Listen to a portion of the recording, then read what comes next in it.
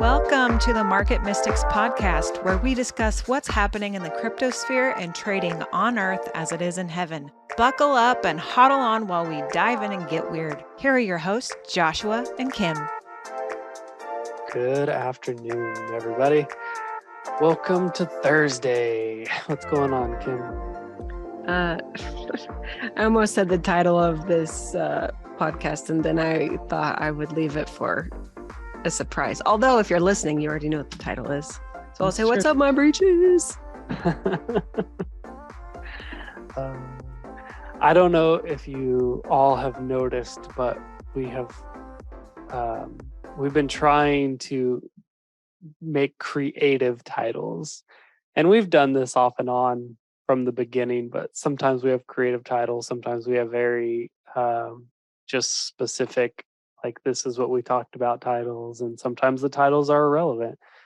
But it's we've enjoyed coming up with kind of creative titles for you guys. Let's just be honest. It's how we are anyway. It's That's just true. a matter of putting it out there for you as well. That's true. Welcome to our minds. We did have a fun time with the last episode because we both came up with the same title at the same time. It's true. I started writing it right as Kim said it out loud. So it was pretty awesome. Heck yeah. Cool. Well, let's run through just what the market's doing right now. So we've got Bitcoin down 2% in 24 hours, basically flat over 7 days, sitting at 22,940. Ethereum is down 2.3% in 24 hours, down 1% in 7 days, sitting at 1,618. The highest mover in the top 100 is Flow. It's the number 31 coin by market cap. It is up 40% in 24 hours, 54% over 7 days, currently trading at $2.68. Flow is a fast, decentralized, and developer-friendly blockchain designed as the foundation for a new generation of games, apps, and digital assets that power them. Sweet. We were just talking about Flow this morning. We were not the coin, about but Flow as a concept. That's true. So I thought it was kind of interesting when I found it because I was like, oh, this fits some things we've been talking about. Very true. Very true. Okay, so let's kick this episode off. I mean, I know we did the market updates, but let's get into the nitty-gritty. I kind of wanted to talk about some breaches that have been in the news. I feel like this is all that I ever see anymore in crypto news. So just in the last week, there have been plenty of things riddling the news about breaches. Just on Tuesday, I think it was. Nope, it was Monday. There was a hack that saw $200 million wiped from the bridge platform that is called Nomad. Nomad functions as a pathway between different blockchains, allowing investors to move their funds between blockchains such as Ethereum, Avalanche, and Moonbeam platforms. So it's a bridge. But what this article was about is that cross-chain crypto bridges have had $2 billion worth of hacks this year, which is major. That's significant. It is 69% of all stolen crypto funds have come from those bridge protocols and stuff. Interesting. Which is kind of wild. Apparently, okay, I don't know all of the technology that goes into it. I'll just be very honest. I'm not a programmer. I'm not a coder. I'm a lover of crypto and blockchain. But apparently there are some weaknesses when things are frozen on one side and then opened up on the other. It just creates some vulnerabilities in the blockchain when that happens. suppose that makes sense. I guess so. But there are a lot of bridge platforms out there. I feel like half of the top movers that we talk about are bridges. Yeah.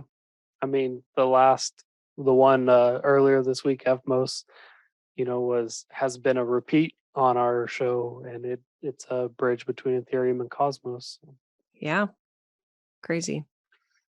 Okay, so another hack that happened, I think this is the one that was on Tuesday. Let me see. I think it was on Tuesday. There was a Solana hack, which made a lot of news, even though comparatively to some other breaches and other hacks that we've seen, did not have such a big dollar amount associated with it. About $4.5 million in Solana was compromised. And they are believing now that it's all connected to this soft wallet, or what do they call it? Hot wallet, right? Called Slope. So pretty much people who had money at some point in this Slope wallet that was Solana, Solana's developers are now believing that private key details for affected wallets were inadvertently transferred to a third party. Ouch. Yeah. Just going to say that. Ouch. Do you remember the episode we did about who holds your keys? Yeah. It's a good demonstration. It's what I'm noticing with the majority of the hacks is they're all coming, not all, the majority of them are coming from third party type applications where it's, instead of using Bitcoin and the Bitcoin blockchain, you're using a third party to access the blockchain. And I know that that's primarily how we all function. Like, I don't go directly to Bitcoin, I go to Coinbase or Binance or whatever to access it. And, if I have a wallet, it's not directly from that, it's a wallet that connects to it. And so, I mean, maybe that makes sense that it's all coming from third party things because that's primarily the way things function. But it just seems to me it's like, here's this thing that is advertised as being so secure. Like the blockchain is so secure because it's so decentralized. There's all these layers of authentication. And then we bypass all of it by developing this third party wallet that just connects directly. And there's just something in me that's like, man, like we have to figure out a better way of doing this, because this technology that naturally should be super secure and safe, because of the way we're using it, is not. And I think that that's something to pay attention to. I agree.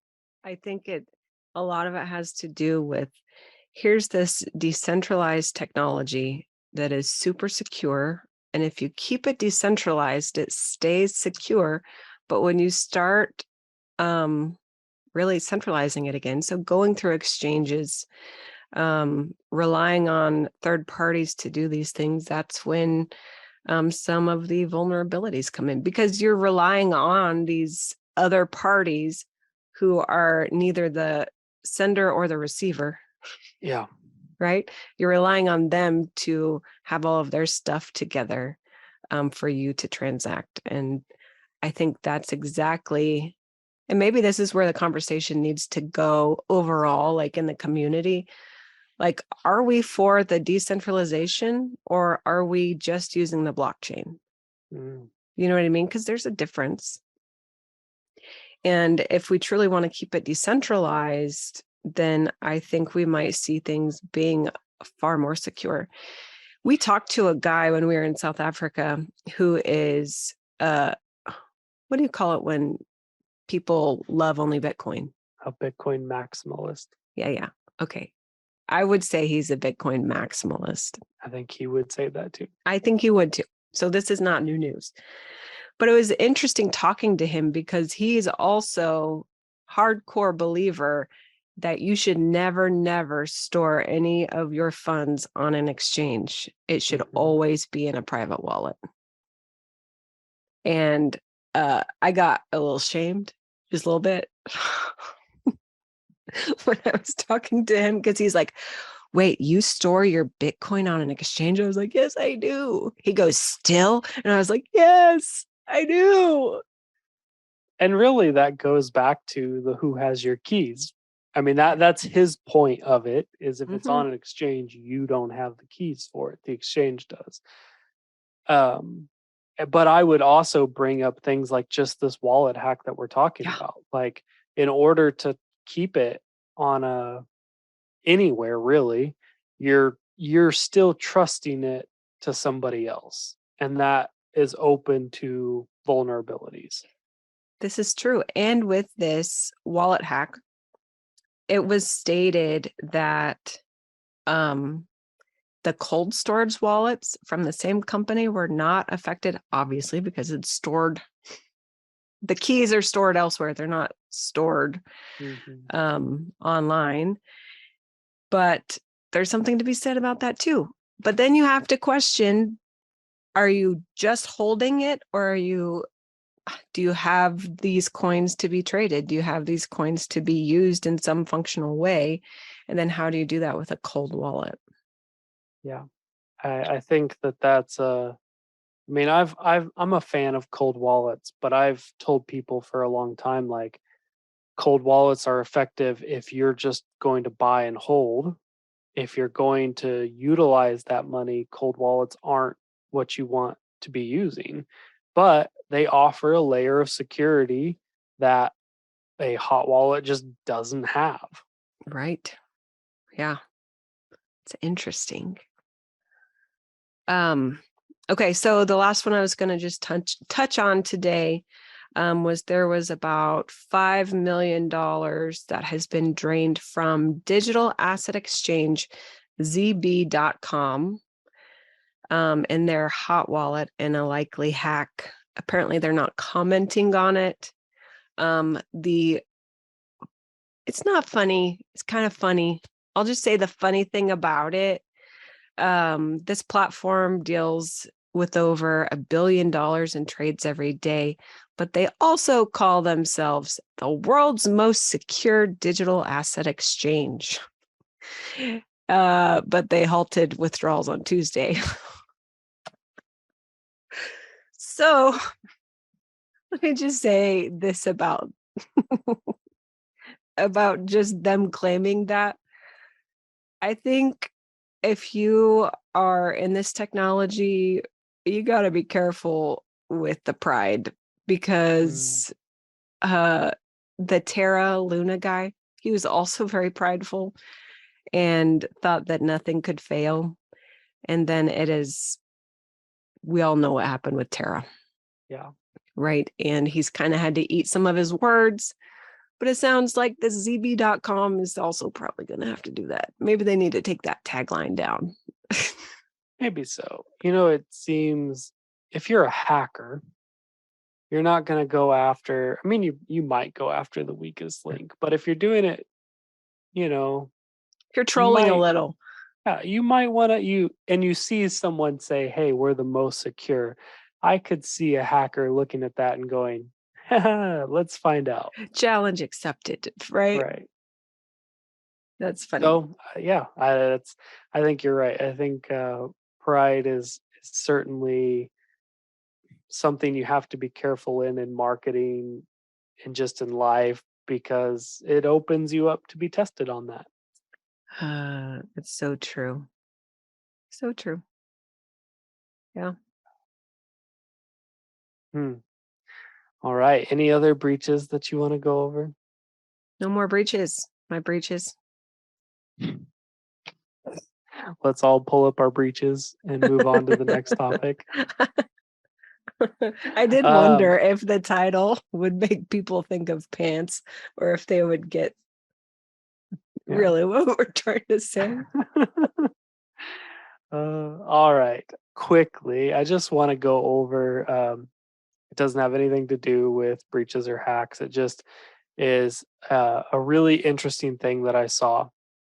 So over the past few months, we have certainly seen um, crypto kind of trending downward, um, basically this whole year. And there's been hacks, there have been large companies that have gone bankrupt, there have been liquidity issues, there's been all sorts of things, and that's primarily what we see in the news. But there have also been really amazing things going on that just aren't as broadly covered, um, for whatever reason. So I wanted to point out, that there was recently this study done that showed, in in spite of like markets going down, that mass adoption is actually increasing. And so, according to this article, Europe and Africa saw an increase in crypto venture deals over, that were up 22% over the previous quarter. But what's crazy about that is Africa had 190% jump in crypto fundraising. And I just think that that's amazing. Um, and there's several other ones, but there's also, um, in Nigeria in Africa, became the second country after El Salvador to legalize Bitcoin. And I don't know exactly when they did that, um, but I know that they were the second one to do that. And what this is really talking about is they're seeing they are seeing crypto be adopted in places that are really struggling with inflation. So Mm. Africa is largely known as being a continent that struggles with hyperinflation. And now you're seeing Africa kind of leading the way in a lot of crypto adoption and ways of using crypto and just using it in your day to day life. And so I think that that's really something to, to look at. They're also pointing out Honduras, Brazil, and Paraguay are all working on a regulatory framework that is pro crypto. So bringing those things there in a more legitimate way. And so I just wanted to point out that while you can look at the market and say, hey, like the price is going down, things are struggling.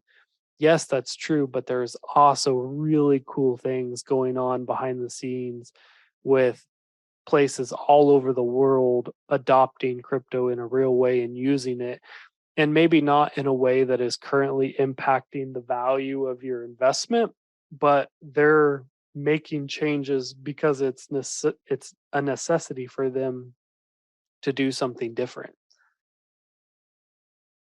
I Yeah. love that.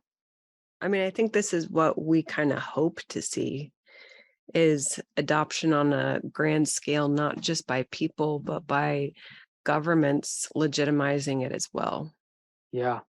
Yeah, I think it's awesome, and it's really I think it's kind of cool that, I mean, crypto is currently kind of known as like, you associate it with people like Jack Dorsey and Elon Musk and Michael Saylor, who are, billionaires leading the way in this technology.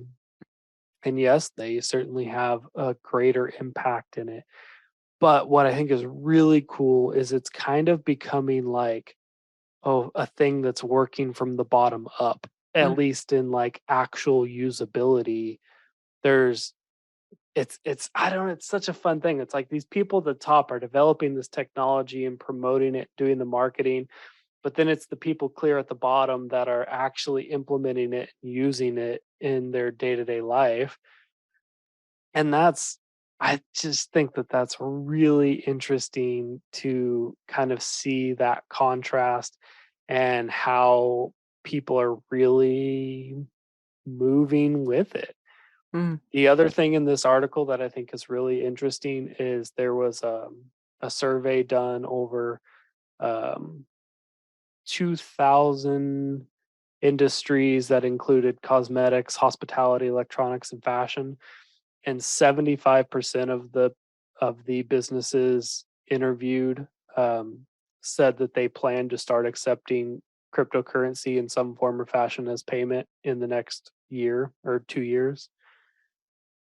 I just think it's really starting to gain some momentum, and it's starting from people, not big names. I mean, it's just starting from everyday people who are looking for a different way of doing life, and I think that that's really amazing.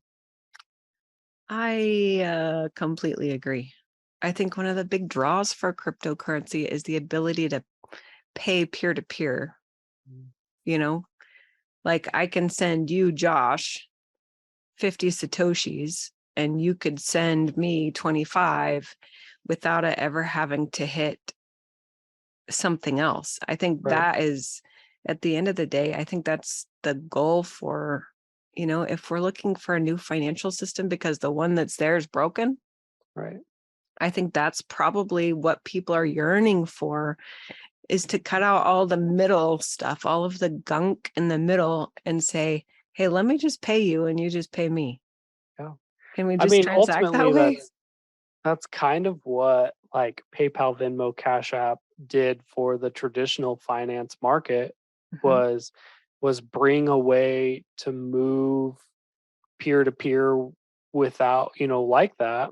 mhm. And I think that crypto is providing a very similar thing, um, in often a faster, cheaper way. Not Yeah. always, but often.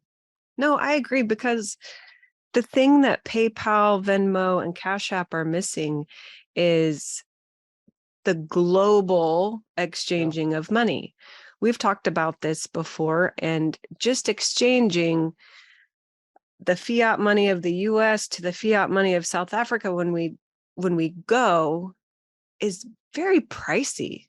Yeah. It costs a lot for us to be able to change one form of cash into another form of cash. Yeah.